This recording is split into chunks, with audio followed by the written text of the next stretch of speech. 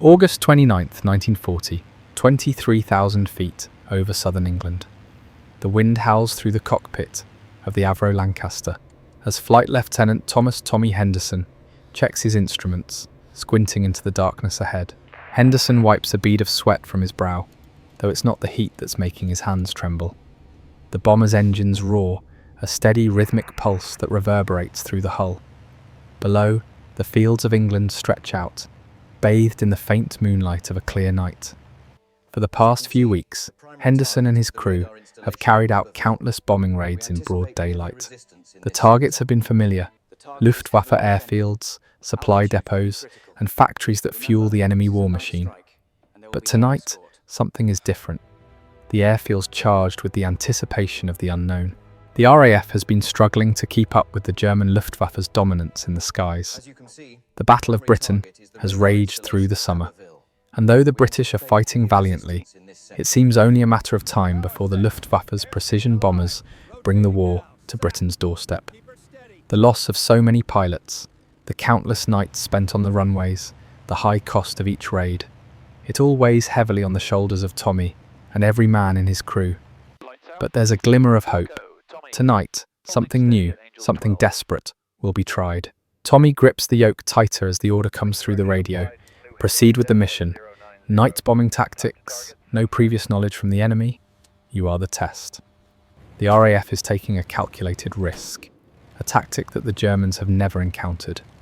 Bombing under the cover of night, without the benefit of clear vision or direct line of sight.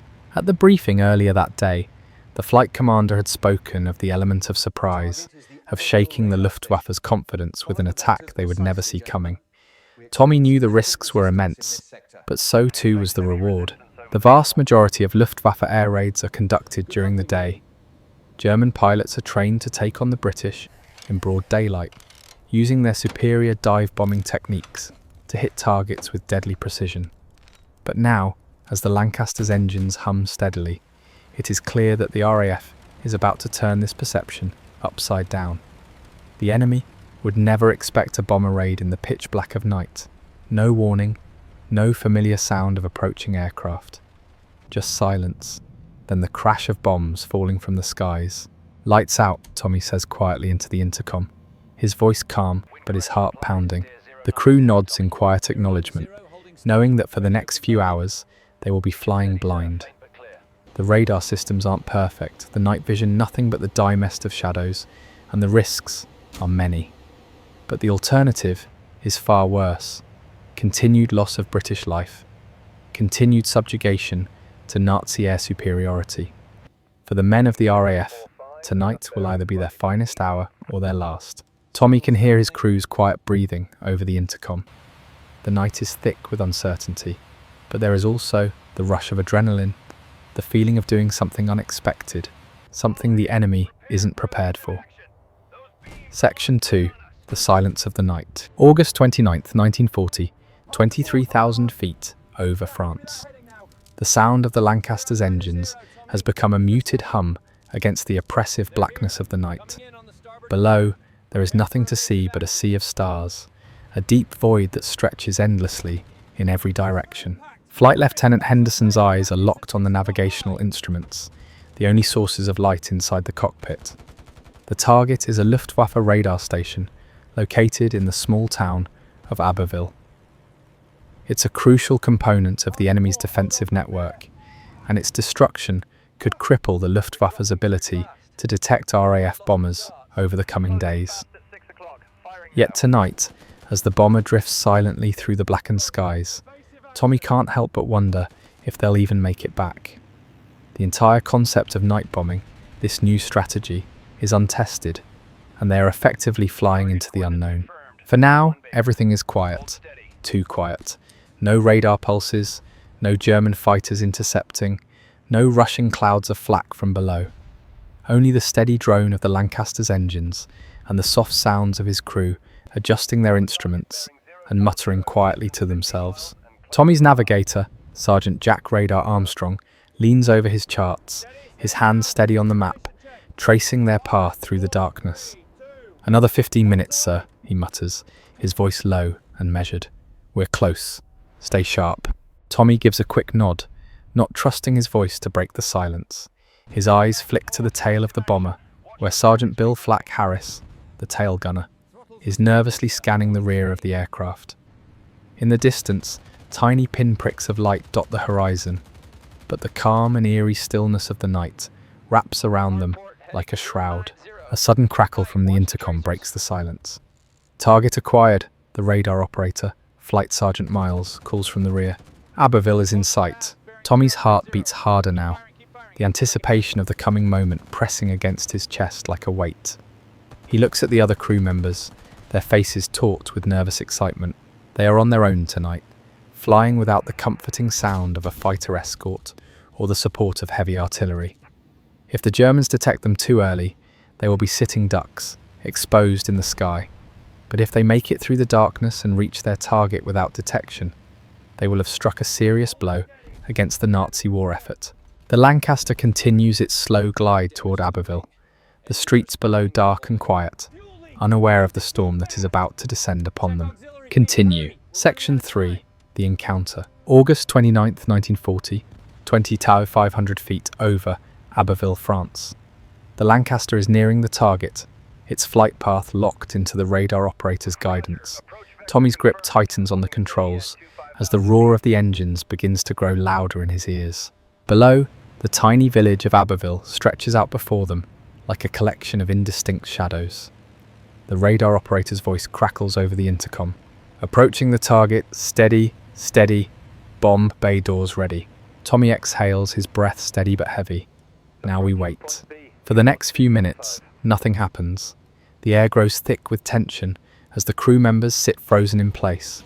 There are no signs of German fighter aircraft, no flashes of enemy searchlights, no buzz of nearby radar.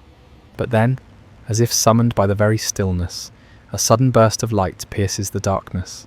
The unmistakable flash of searchlights. They've been spotted. "Flack, get those guns ready, Hassak!" Tommy barks, his voice urgent. The crew jumps to action, preparing their weapons.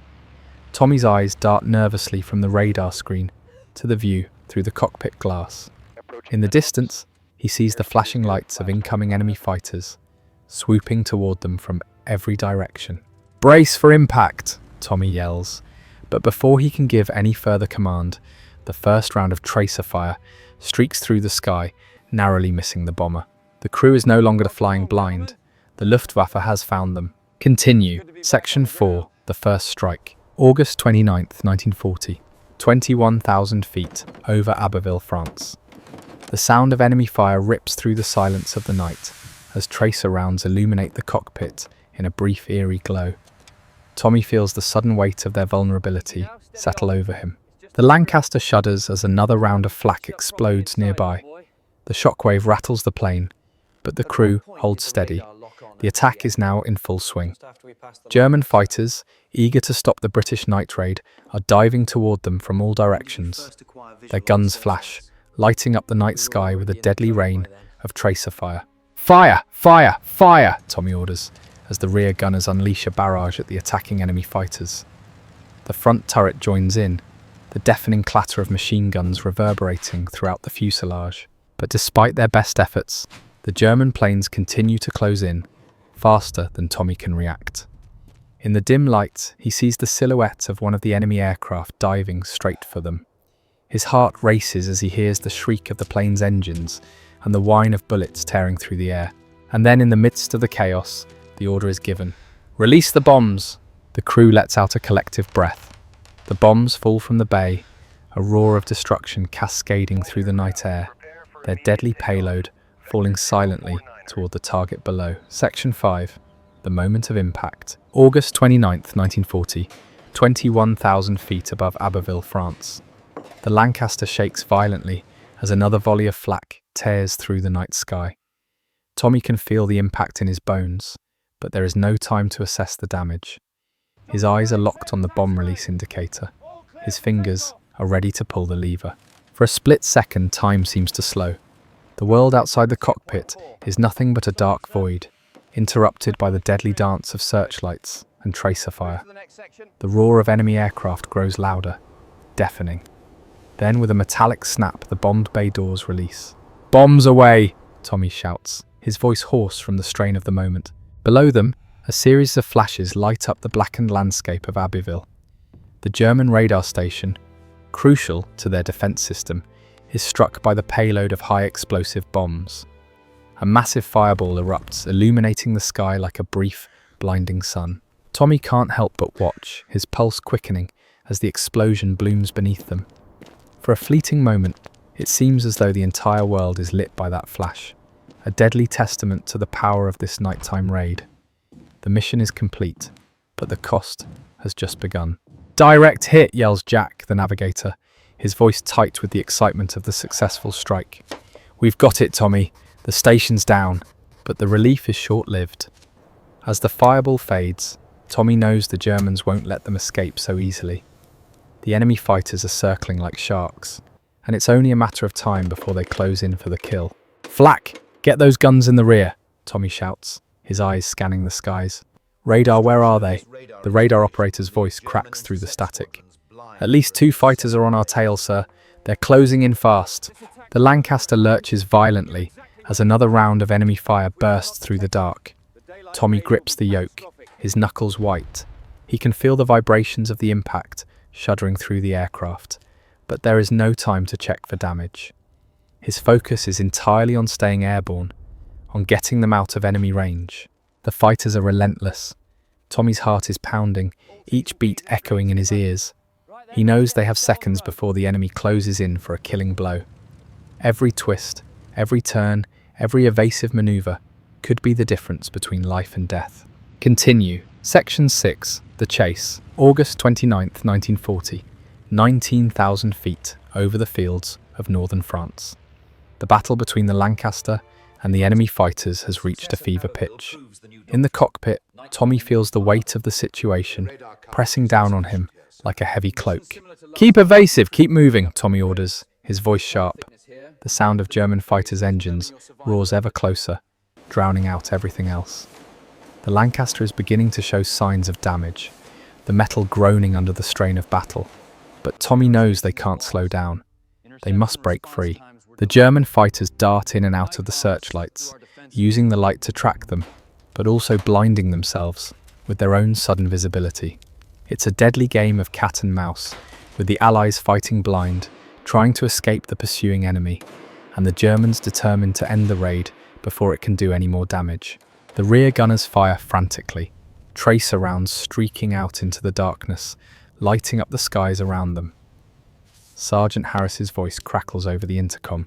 "They're coming in fast, sir. Can't shake them." Tommy's fingers fly across the controls, pulling the Lancaster into a series of sharp turns, desperately trying to avoid the enemy's sights. The bomber's engines scream as they climb and dive, but despite their agility, the fighters are closing in. Tommy's crew is tense, their faces strained as they fight the pounding adrenaline. For them, this is the culmination of months of preparation and sacrifice, a moment that could define not only the success of their mission, but the future of Britain's fight against the Luftwaffe. Suddenly, there's a sharp explosion as enemy fire tears into the wing. The plane dips, and for a horrifying moment, Tommy fears the worst. The Lancaster begins to lose altitude. A harsh scream cuts through the intercom. One of the crew members has been hit. "Stay with it, stay with it," Tommy barks through gritted teeth, struggling to regain control. He forces the bomber back into a shallow climb, but the damage is serious. The aircraft is losing power. Every second counts now. "Fuel's leaking!" Jack yells, his voice tight with panic. Tommy glances at the fuel gauges. The needle is dipping dangerously low. The explosion in the wing has ruptured one of the tanks. They're not going to make it much longer. "I've got no choice," Tommy shouts, pulling the Lancaster into another violent turn. "We have to lose them now." Continue. Section 7.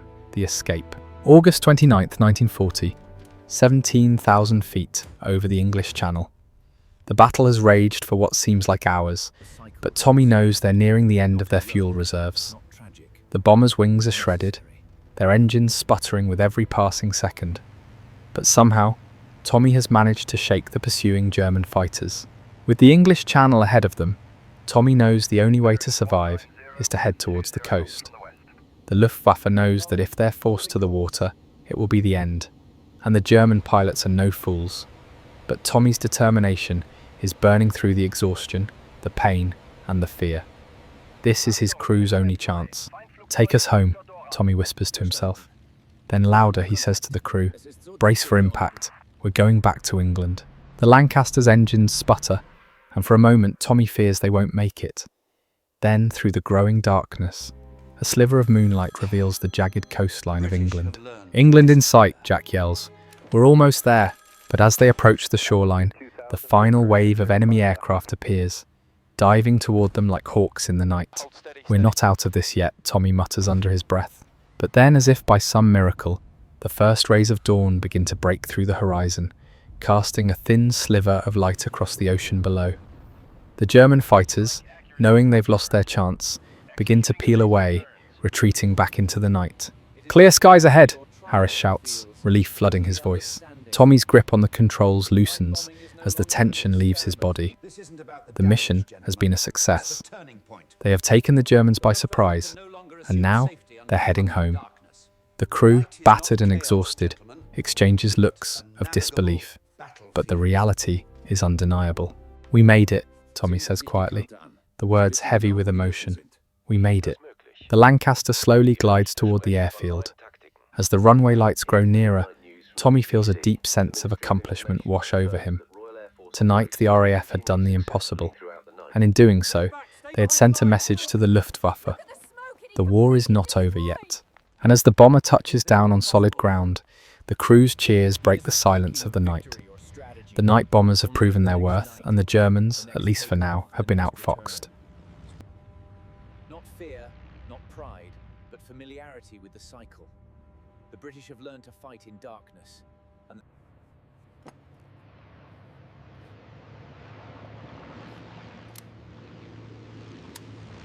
all stations report. Flight engineer, green on pressure. Pilot acknowledged, clear to start. in the summer of 1940, the British learned to fight in the dark, and the night skies over Europe would never be the same again.